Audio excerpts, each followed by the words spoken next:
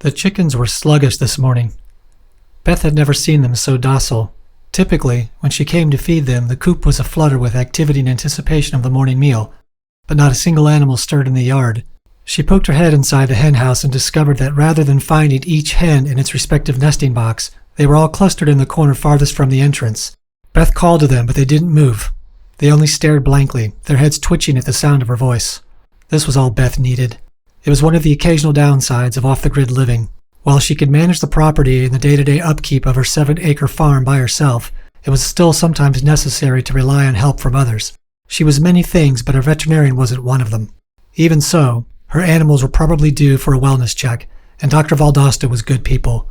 Once Beth finished her morning chores, she would call the doctor.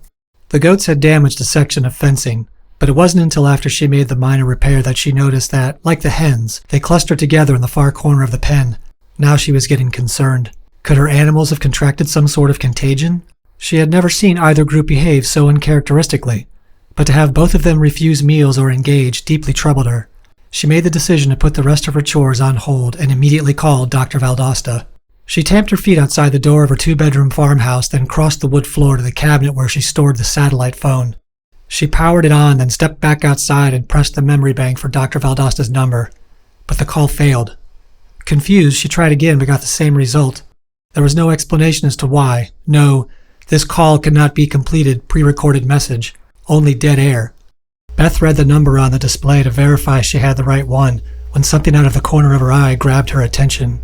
Off in the distance, beyond the tree line of the surrounding forest, rose several columns of black smoke. Beth placed the smoke as originating in the closest town of Glarenstock, some 11 miles away. She didn't know what to make of it all. Her animals were acting strangely, calls from the sat phone weren't going through, and now there appeared to be a major fire. Worse yet, her thoughts unavoidably settled on Ryan's well-being. Beth made precious few trips to Glarenstock, preferring to either make or grow what she needed herself in between the quarterly visits to whichever big box store she happened to fancy at that moment. But on occasion, she would pay the small town a visit, for no other reason than to stop in at Cafe Toscana, one of 3 coffee shops in town. There was nothing special about the place. The coffee was good and the pastries sublime, but it was owned and operated by Ryan Navler, a person whom she struggled to get out of her head for days after each visit. She didn't know why she subjected herself to going. She despised people and sought refuge away from them as often as she could. But there was something about Ryan that she found alluring. He was handsome and kind and always greeted her with a sincere smile whenever she entered. If he had any disagreeable traits, it would be his insistence that she try the house tea blend, something he did every time she visited, knowing full well that Beth abhorred tea. It became a running joke between them, and that only made him more attractive. It was just his way. When he talked to her, it felt genuine, as if he truly cared about what she had to say. And maybe that's what she missed most about the old days. Decency. In recent years, it seemed that apathy and anger have replaced congeniality. People were quick to rage and eager to air their grievances, no matter how slight they were. Beth just couldn't abide the current state of societal affairs. If asked, she might agree that hiding away all by her lonesome wasn't the best solution to avoid what she considered the slow decline of humanity. But it suited her just fine. Some people just do better on their own. Still, she'd be lying if she said she didn't sometimes get lonely. And whether he wanted the job or not, Ryan filled that void for her. Making an impulsive decision, Beth snatched up her go bag from the closet, tossed the sat phone inside, and grabbed her keys. She didn't know what to expect, but it was enough to know that she shouldn't go unprepared. Something strange was going on, and she needed to find out what. More than that, she had the unshakable desire to make sure that Ryan was okay. She hopped in her truck and drove down the mountain until the trees thinned and the sign for the state road appeared. She turned onto it and became keenly aware that she hadn't seen a single vehicle since she left home.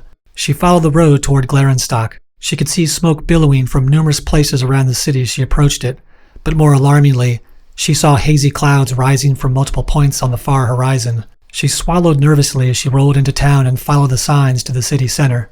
The devastation was much worse than she had anticipated. She couldn't believe what she was seeing. Everywhere she looked, she saw destruction. Storefronts were demolished and many buildings spewed fire. Glass littered the streets and abandoned cars lay haphazardly in the road. Beth was in shock. What in the hell happened here? She navigated to the end of the block, then turned onto the road that led to the city center. But all she discovered was more of the same. Dillinger's Burgers was on fire, and the front glass of Marchette Drugs was smashed. The interior of Rosebud Flowers was leveled, as was Nelson & Sons Bakery. So much destruction had crippled the city. Beth struggled to comprehend the reality of it all. But what particularly bewildered her was the fact that she hadn't seen a single person since she arrived. Not one. She pulled over and got out of the truck. She called out, but no one responded. She walked further into the road and yelled again, but only the sound of roaring fires and cracking wood replied.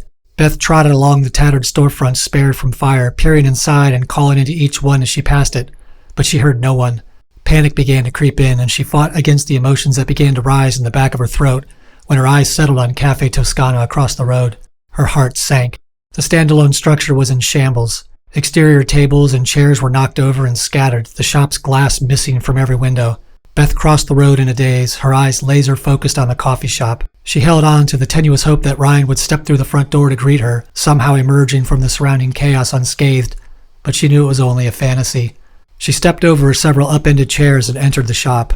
The interior was in ruins. Display cases were smashed, plates and mugs shattered. Glass was everywhere. Beth wiped a tear from her eye that she didn't know was there, just as a pair of fighter jets ripped across the sky outside. Never in her life had she not known what to do, but she was treading alien waters with no life raft in sight. She stumbled over broken furniture and glass to stand behind the bar.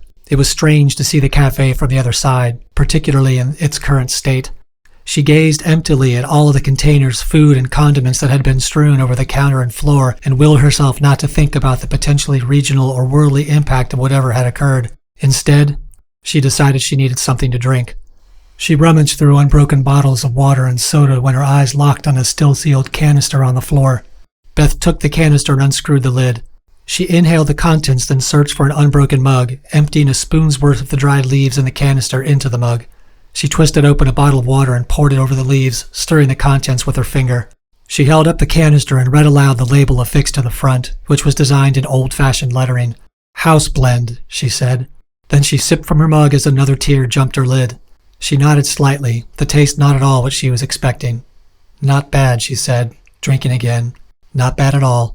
Then Beth sat at a table that hadn't been overturned and drank her tea, watching through the glassless windows as the sun descended behind an undulating wall of black smoke, and the city, maybe even the world, burned.